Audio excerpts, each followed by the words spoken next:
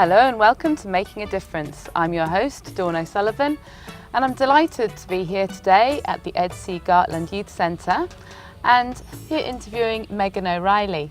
Megan, tell me about your role in the Youth Centre.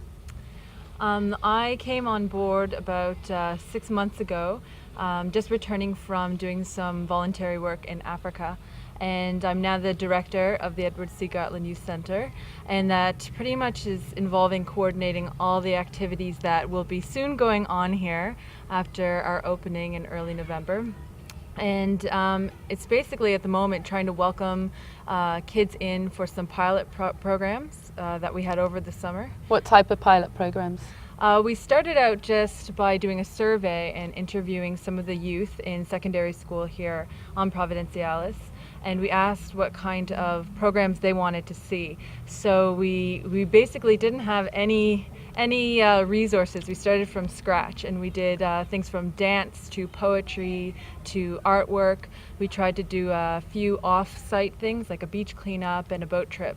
So it was a lot of fun this summer, introducing the new kids to the center, and things have slowed down a bit, but we'll be starting off fresh in a month or two, focusing more on things like peer education and youth leadership.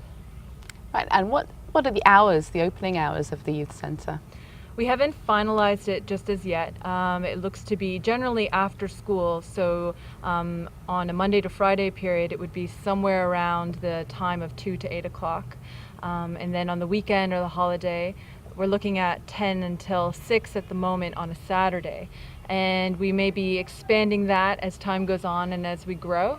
But for now, we're trying to give the youth something to do in their out-of-school time. And what type of response have you had from the children and the teenagers, Megan? Has it been very well attended?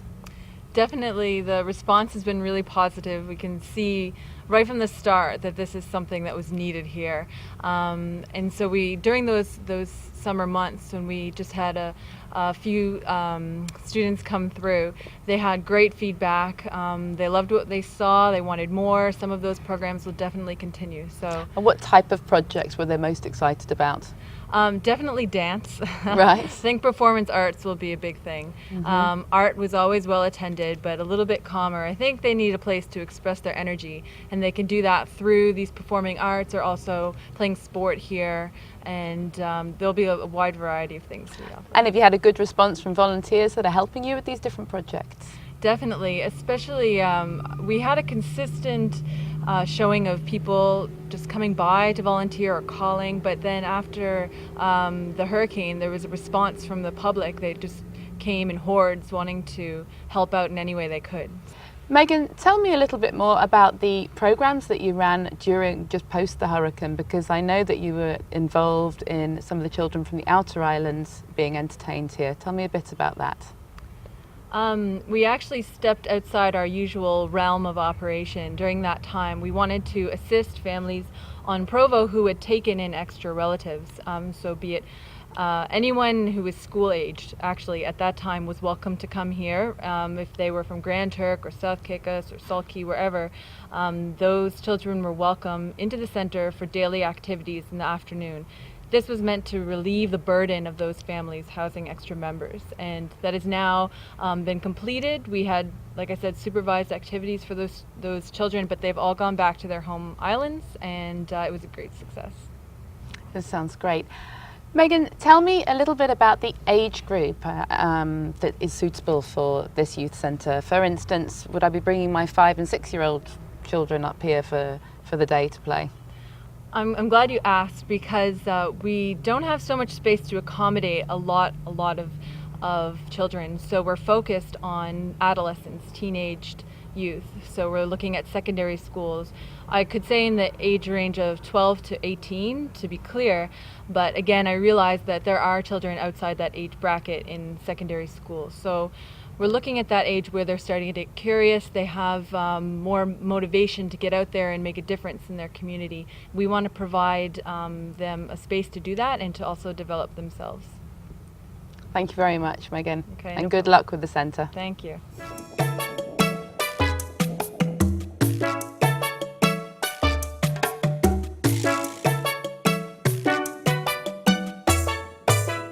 Now I'm delighted to be talking to Eldora Robinson, our Director of the National AIDS Programme for the Turks and Caicos Islands. Eldora, tell me what you think about the Youth Centre. The Youth Center, I think, is a fantastic idea, and I think it will work well here in the Turks and Caicos, actually on Providenciales, as we continue to try and motivate our youths and give them the self-esteem and the ability to cope with choices that they make as far as HIV is concerned. I believe that the RAPOR, the youth arm of the National AIDS Programme, is now going to be stationed here. Tell me how you think that will help. I think it would be very helpful. Why? Because at the youth center, there would be a good source of youths that they can influence. And because it's not only catering for a particular type of youth, Yes. but youths from across all walks of life. And I think that with that ready source of youths here, RAPOR will be able to send their messages out and influence the behaviors of youth within the Turks and Caicos Islands, as well as help them along with making the right choices as far as their sexuality and behaviors are concerned. RAPOR has a good few exciting projects coming up. Tell me about them. Well, first of all, Dawn, we are going to start the Ride the Bus program again. Great. That worked very well and was quite effective in the past, so that is one that is going to be... Eldora, explain the Ride the Bus programme for the benefit of our viewers. Yes, Dawn. What happens is, at the high school, we have two high schools that have a bus system. That is the Clement Howell High School and the Raymond Gardner High School. Yes. So what happens is that RAPOR members get on the buses when school is over, in the evening, and they ride the bus through the communities, and as the bus driver takes the children home, Yes. they have sessions, rap sessions and music, and a very innovative way of getting the messages across to youth. Excellent. Talking about messages, I see that you're holding posters in your hand. Do you want to show us what these are all about? Yes, these are the latest posters. Shall I hold them up for the camera? We have quite a few of them. So we have, and they're sending various messages as far as condoms and safer sex, and also we have abstinence messages. Let's have a look at one of the abstinence messages. Oh, that's your daughter. Yeah, that one is. And worth waiting for. So you've managed to target all ages Yes, and this is all Miss types. Turks and Caicos. What would you say, Eldora, to some of the critics that might say that by constantly talking about HIV and AIDS, by putting it out there are some people that sometimes feel that that we encourage youngsters to be sexually active? How would you respond to that? There have been many studies that have proven that theory wrong. Yes. And I think that the more information that is out there, correct information that is, then our youth have the opportunity to make better choices, more informed choices. Yes. And we are also about to launch RAPOR, the hotline, and we're going to have it in 3 different languages so that people have a steady flow of information so that they can call in and not only talk about HIV, but their sexuality, self-esteem. They can also get information as far as what to do if they were raped or in family situations at home. Also, we have the Talk on the Block program coming up where RAPOR would be in the community, actually meeting youths in their own space. Thank you very much, Eldora. And we can't leave the programme without mentioning World AIDS Day, as that's coming up on the 1st of December. Tell me what our plans are at the National AIDS Programme and at the Turks and Caicos AIDS Awareness Foundation for World AIDS Day. For World AIDS Day. Well, this World AIDS Day, we are actually focusing on faith-based organizations. And that is a very important organization as far as HIV is concerned, because we know that people look up to churches, and we need them to respond. We need them to be empowered in order to deliver the messages as far as HIV is concerned. We also have our regular debates going on among the high schools. We have this poster, essay, and the song competitions as well going on. And we hope to be working closely with the Turks and Caicos AIDS Awareness Foundation to get these messages and these programs and activities out to the public. Sounds like a great partnership. Thank you very much, Eldora. You're most welcome.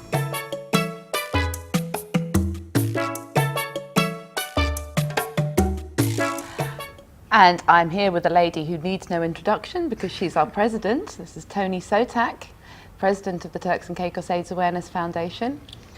Tony, tell me what you think about the youth centre now that it's up and running. I know, Dawn, I have to say, the youth center has, I think, become everything that we wanted it to be, and even more. You know, that saying, build it and they will come. Well, I think that's definitely happening here, and I know that I speak for everybody at the foundation. Every time we drive by here and see kids here, it just really makes everything come together about the organization. As you know, it's 5 years old. So That's right. it's been 5 years in the making. Now that we have the youth centre up and running, what are our future plans for the Turks and Caicos AIDS Awareness Foundation? Well, the Turks and Caicos AIDS Awareness Foundation is going to continue to be focused on really keeping visibility high with kids, especially at the most at-risk group, about AIDS prevention and, you know, positive choices they can make as kids. So I think for the first year, the center is going to be a primary focus still for us, because it's a great vehicle to reach that audience, and we want to make sure it gets up and running. It's like our baby, so, you know, it's in its first year. We're not going to just get on to bigger and better things. We're going to stay focused on that. One of the great things about the center has been not only the kids that have come, but the outpouring of the community support. I mean, we have gotten so much involvement and support from companies like Scotiabank and First Caribbean and Astrum and key companies like that. So I think as a foundation, that's kind of our goal, is to bring the community together with kids, keep the awareness up there, and the youth center right now is our best vehicle for that. So, and you're saying that the youth centre is kind of under the umbrella of the Turks and Caicos AIDS Awareness Foundation, but it's one part. What about the Turks and Caicos AIDS Awareness Foundation itself continuing to create awareness? How? Yeah, I think, well, you know, we're definitely going to be active on World AIDS Day. That's Yes. kind of our big job, and it's actually our 5th year anniversary on World AIDS Day, so we'll be probably doing things there. We've always partnered with the National AIDS Program and tried to help them with programs and support, so we'll continue to do that. We have, as you might know, a fabulous TV show that is a real key vehicle for really helping our key objective, which is awareness. I mean, we're trying to reach kids on a level that they can relate to. TV is one. I think we can maybe branch out a little more with the internet. We have a new website which we're going to be announcing and rolling out, and the AIDS Foundation's website is really more for the organization to kind of really be transparent and tell everybody what it's doing. But I think there might be ways and programs we can use on the internet to tap into that vehicle for kids, reaching kids. Great. But Tony, what about fundraising? Because it all sounds a bit expensive, what the Yes. projects that you're talking about. Yes. Well, we will continue to be the fundraising arm that we have been. I think we've been fortunate that we've established a couple events throughout the year that have become very successful, and hopefully annual events that people will enjoy attending, and they've been great money makers.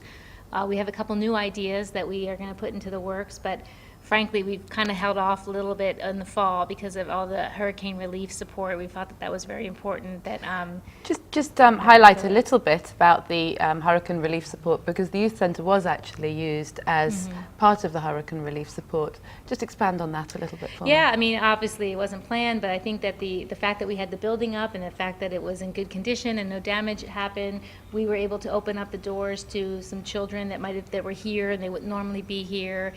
We actually have counseling rooms set up and relationships with counselors, so they were able to come here and be available to their kids, obviously all free of charge. And we had, as Megan pointed out, I think, tremendous support from people coming forward to volunteer. And so it was also, it's a kind of a catalyst for people that need the services and people that want to contribute to the services. It was like a focal point. So I really think it's sort of doing what it was intended to do.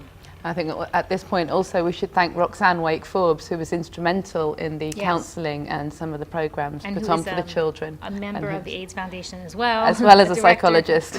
Yes, I think everybody, all the people that have been in the Turks and Caicos AIDS Awareness Foundation really should be thanked, because honestly, for 5 years, and I've been involved all 5 years, the people, these people have met on their own time, volunteering, organizing this, planning this, building this, and doing all kinds of great programs for the youth.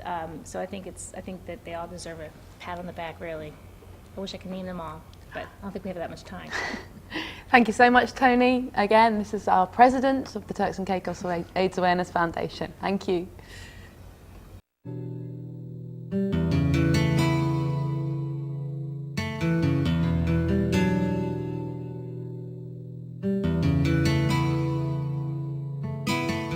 Worldwide, there are 40 million persons living with HIV and AIDS. We see 4.2 million new infections of HIV each year.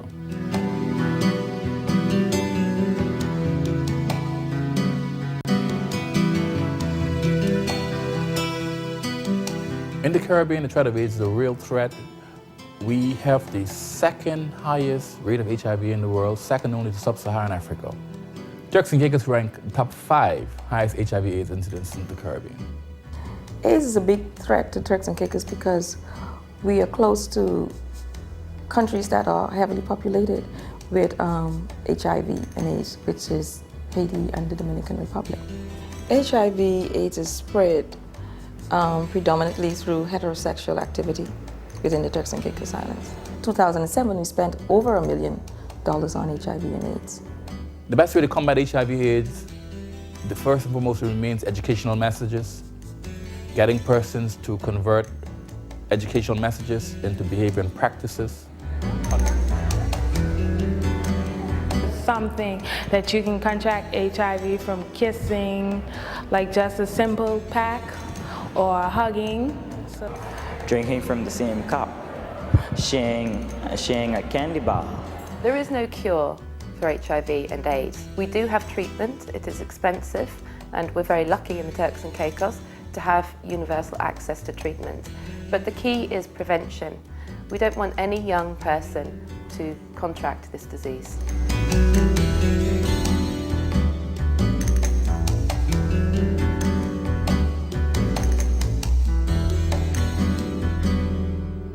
The reason why I believe